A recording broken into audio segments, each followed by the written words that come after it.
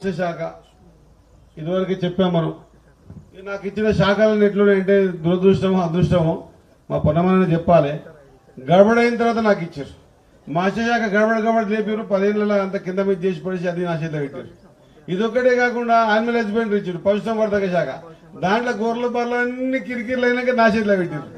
ఇప్పుడు నేను ఆ కిరికిరి కడుక్కున్నా లేకుంటే మళ్ళీ కొత్తగా పని చేయాలన్నా అర్థం కాని పరిస్థితి. కాబట్టి ఎంత క్లిష్టమైన పరిస్థితిలో నాకు ఇచ్చారో అంతే అద్భుతంగా. స్పోర్ట్స్ ఒక్కటే కాదన్నా, నాకు ఇచ్చిన 5 అట్లే ఇచ్చారు. అంతేనా?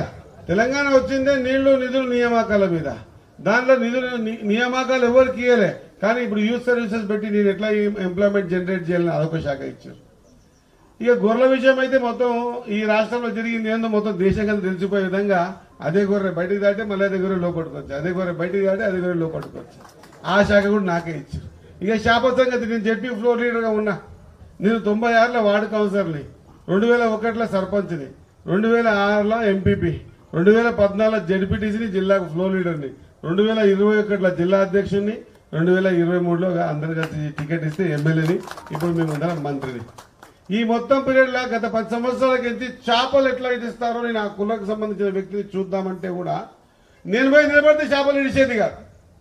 నేను మళ్ళీ ఇంటికి పోయినాకనో లేకుంటే అక్కడి నుంచి పోయిన తర్వాత చేపలు ఇడిచేది. ఎందుకు ఇడిచాయంటే 3 లక్షలు, అవి పెరిగినవి 3000 పెరుగుతాయి లోపల. ఈ 3 లక్షలకు 3000కు తేడా ఎక్కడ పోయిందని ఆలోచన చేస్తే చాలా మోసం జరిగింది. ఆ మోసం